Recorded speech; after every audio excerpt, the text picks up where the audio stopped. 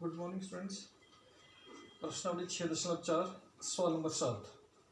सिद्ध कीजिए कि एक वर्ग की किसी भुजा पर बनाए गए समबाहु त्रिभुज का क्षेत्रफल उसी वर्ग के विकर्ण पर बनाए गए समबाहु त्रिभुज के क्षेत्रफल का आधा होता है।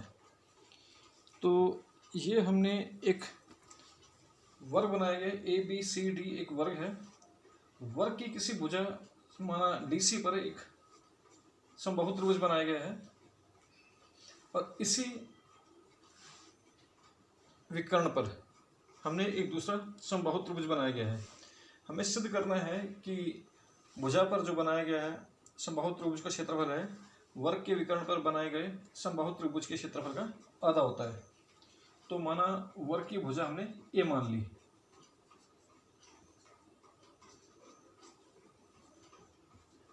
माना वर्ग की भुजा बराबर A मात्रक। अब समबाहु त्रिभुज, ये समबाहु त्रिभुज DCE बना हुआ है। तो समबाहु त्रिभुज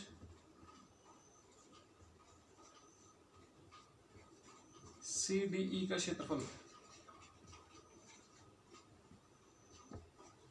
ये होता है वर्गमूल 3/4 गुणा भुजा स्क्वायर, वर्गमूल 3/4 गुणा A स्क्वायर, ये हो गया। अब वर्ग का विकर्ण निकालते हैं। तो वर्ग का विकर्ण निकालते हैं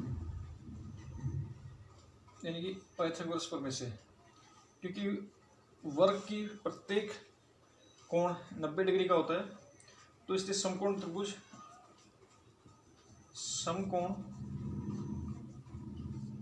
त्रिभुज ABC में, ठीक है, पाइथागोरस प्रमेय से,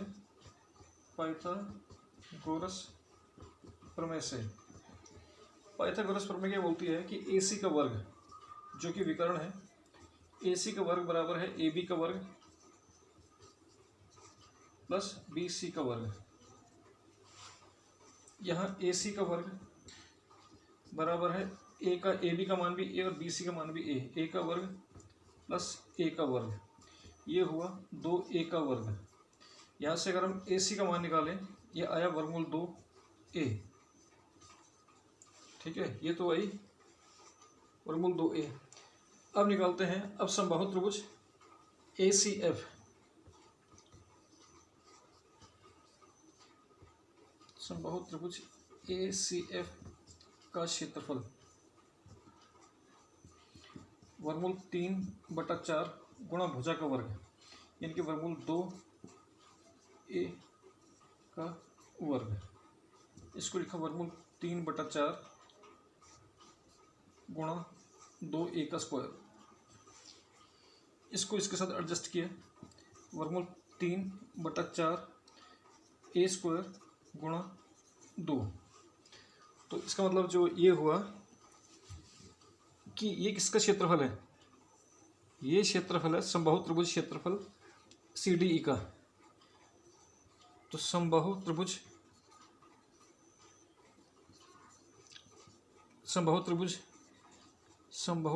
कौन सा है, कौन सा है ये हमारे पास ACF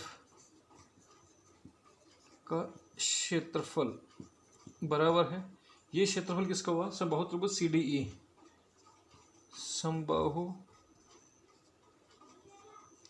त्रिभुज CDE का क्षेत्रफल गुणा 2। अब समबाहु त्रिभुज का क्षेत्रफल निकालते हैं, ये गुणा वाला इधर के बटे में हो जाएगा।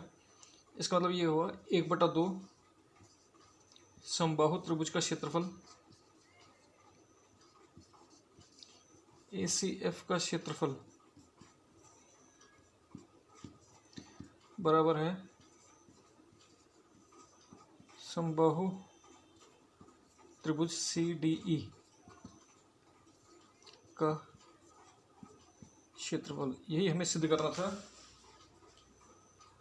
कि समबाहु त्रिभुज, ये समबाहु त्रिभुज किस पे बना है, वर्ग की भुजा पे बना हुआ है, ठीक है। वर्ग की भुजा पर बने समबाहु त्रिभुज का क्षेत्रफल उसी वर्ग के विकर्ण पर बने समबाहु त्रिभुज के क्षेत्रफल का ये आधा होता है। यही हमें सिद्ध करना था।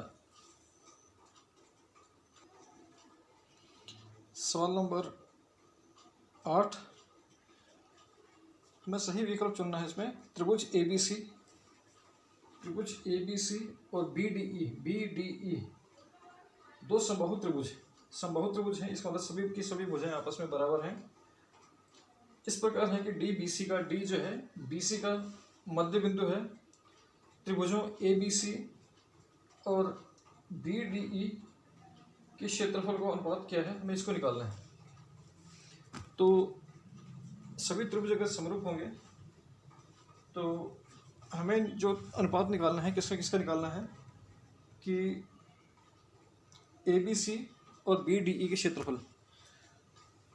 तो इसका मतलब है अगर दो त्रिभुज समरूप होंगे, इसका मतलब है अगर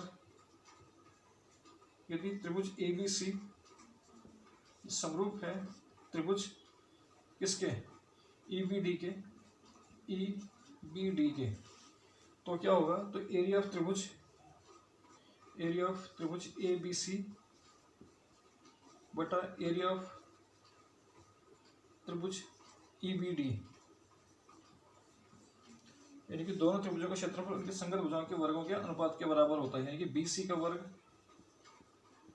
बटा BD का वर्ग। अब क्योंकि D BC का मध्य बिंदु है तो इसलिए BC को लिखा 2 गुणा BD का वर्ग बटे BD का वर्ग। 2 का वर्ग 4 गुणा BD का वर्ग बटे BD का वर्ग। BD का वर्ग से BD का वर्ग कट गया तो बचा 4/1। तो त्रिभुज एरिया त्रिभुज ABC अनुपात एरिया त्रिभुज EBD बराबर है 4:1। ये इसका उत्तर है, जो कि विकल्प कौन सा है हमारे पास, विकल्प है C।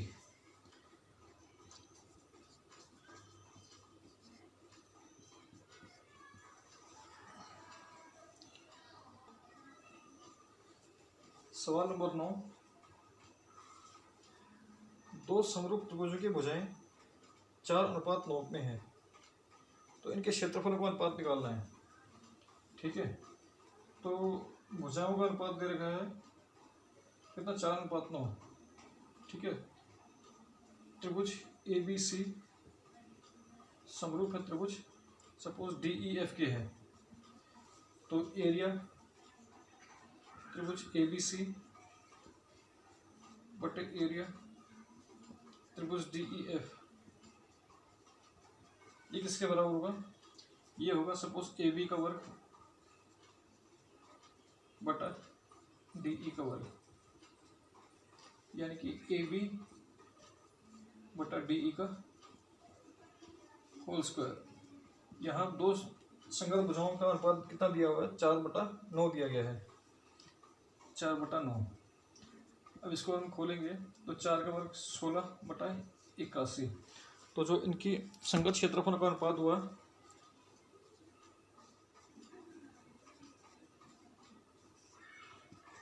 16:81, जो कि विकल्प कौन सा है हमारे पास, विकल्प है D।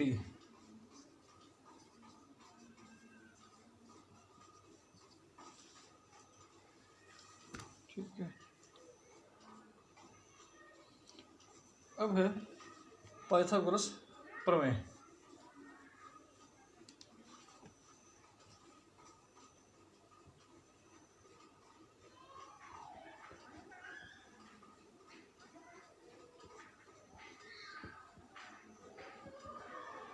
पाइथागोरस प्रमेय के लिए क्या होता है कि त्रिभुज समकोण त्रिभुज होना चाहिए, ये A ये B C, ये समकोण त्रिभुज होना चाहिए, तभी हम पाइथागोरस प्रमेय को लगा सकते हैं। पाइथागोरस प्रमेय के अनुसार क्या है, सबसे बड़ी भुजा का वर्ग सबसे बड़ी भुजा है AC। 90 डिग्री के सामने वाली जो भुजा होती है सबसे बड़ी भुजा होती है AC का वर्ग अन्य दो भुजाओं के वर्गों के योगफल के बराबर होता है। AB का वर्ग प्लस BC का वर्ग। ठीक है, इसको सिद्ध करने के लिए क्या करेंगे, रचना करेंगे। B से AC पर लंब डाला, इसको नाम दिया D। BD लंब डाला AC पर। ठीक है, अब उपपत्ति करते हैं। एक त्रिभुज हम लेके चलते हैं ADB, जो कि हमने ये बनाया हुआ है ADB। अब क्या किया, अब चाहे एक छोटा त्रिभुज ADB लेके चला और एक बड़ा त्रिभुज ABC लेके चले हैं। यहाँ पर D पे 90 डिग्री कोण है तो यहाँ B पे 90 डिग्री कोण है, तो हम इसको ऐसे पलटा देंगे तो B बिंदु नीचे आएगा और C बिंदु ऊपर जाएगा और A अपनी ही जगह पे रहेगा। यानी कि हमने इसको ऐसे कर देंगे, इसको ऐसे ABC। ठीक है, यहाँ ये 90 डिग्री। अब इस त्रिभुज, छोटे त्रिभुज में और इस बड़े त्रिभुज में देखते हैं कि ये कोण दोनों में उभयनिष्ठ है, इसकी माप कभी नहीं बदलेगी। अगर ये 70 डिग्री का है तो इसमें भी 70 डिग्री होगा और बड़े वाले में भी 70 होगा, छोटे वाले में भी 70 होगा। तो ये कोण दोनों में उभयनिष्ठ हो जाएगा और ये कोण 90 डिग्री हो गया, इसलिए कोण समरूपता से दोनों त्रिभुज समरूप हो जाएंगे। अब लेके चलते हैं त्रिभुज ADB वो त्रिभुज ABC में। ठीक है, कोण D बराबर कोण B, ये हुआ 90 डिग्री। इसके बाद कोण A बराबर कोण A, ये हुआ उभयनिष्ठ।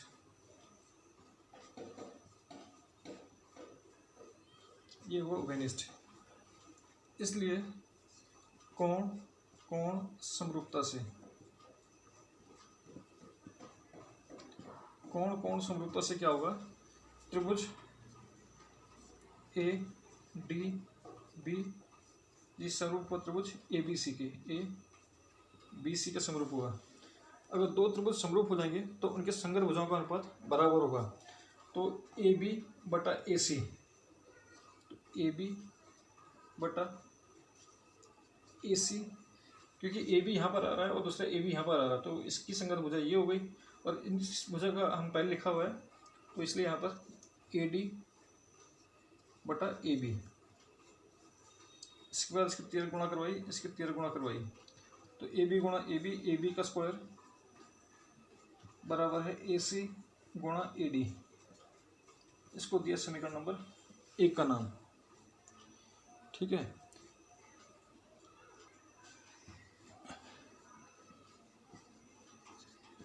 इसी प्रकार त्रिभुज, अब हम क्या करते हैं, इस साइड का त्रिभुज और बड़ा त्रिभुज लेके चलते हैं। ये लिया हमने, ये B, ये D और ये C, और चाहे हम छोटा त्रिभुज लेके चलें चाहे हम बड़ा त्रिभुज लेके चलें, C दोनों में उभयनिष्ठ है। यहाँ पे D 90 डिग्री है ऊपर, B पे 90 डिग्री है। इसका मतलब अगर आकृति को हम ऐसे पलटा देंगे तो C अपनी ही जगह पे रहा, C अपनी ही जगह पे है C। ये B वाला बिंदु नीचे आएगा, A बिंदु ऊपर जाएगा, तो B बिंदु नीचे और A बिंदु ऊपर। तो ये हुआ, ये B बिंदु नीचे है और A बिंदु ऊपर है। तो इसी प्रकार त्रिभुज BDC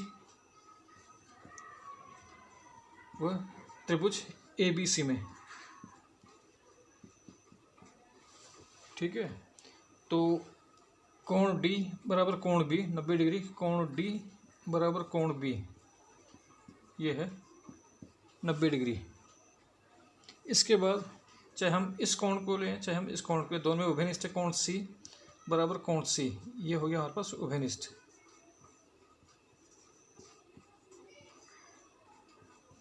ठीक है, इसलिए क्या हुआ कि कोण समरूपता से कोण समरूपता से